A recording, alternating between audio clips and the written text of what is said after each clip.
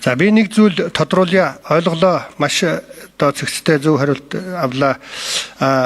Ер нь энэ байгаль орчинтой холбоотой гомдол маргааныг шийддэг механизм нь та нар дээр хэр төлөвшсөн байгаа юу?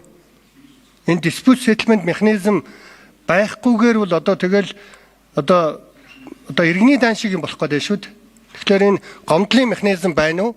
Хоёрдугаар асуулт гэвэл одоо баруунд чинь бол иргэдийн хурал дээр нэмээд earth right гэж байна, nature right гэж байна. Энэ байгаль дэлхийн өөрийнх нь эрх гэдэг ямыг шүүхтэр ярьдаг болсон байна. Одоо энэ Английн шүүхүүдээр ярьж байгаа энэ зүйлийг бол би материалын өгч болно шүү. Энэ талтай холбоотой тийм хандлага, судалгаанууд манай дээр бас хийж байгаа юу? Одоо би бусад хуулиуд энэ хэрэгжих гэж байгаа учраас хэрэгжих шатандаа одоо энэ хууль яригдж байгаа учраас би энэ хууль хэрэгжихэд гомдол гарахад яах вэ гэдгийг асууж байгаа шүү.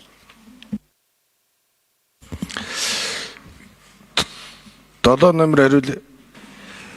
Энэ удаагийн төсөлд бол нийгмийн одоо нөлөөллийн асуудал бол шинээр орж ирж байгаа. Энэ хүрээнд гомдол барагдуулах одоо механизм шинээр бас орж ирж байгаа.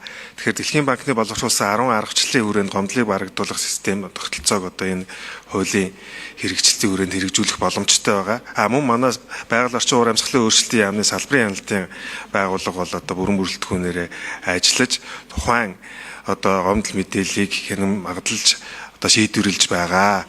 За мөн одоо бид бас ойрын хугацаанд энэ нөгөө экологийн цагдаагийн албатайгаа хамтраад энэ давхар хяналтын асуудлыг шийдвэрлэхээр ажиллаж байгаа. Тэгэхээр цагдаагийн одоо байгууллагын ч гэсэн оролцоог бол байгаль орчныг хамгаалах үйлсэд бол нэмэгдүүлэх чиглэлээр ажиллаж байгаа тодорхой төвшөнд.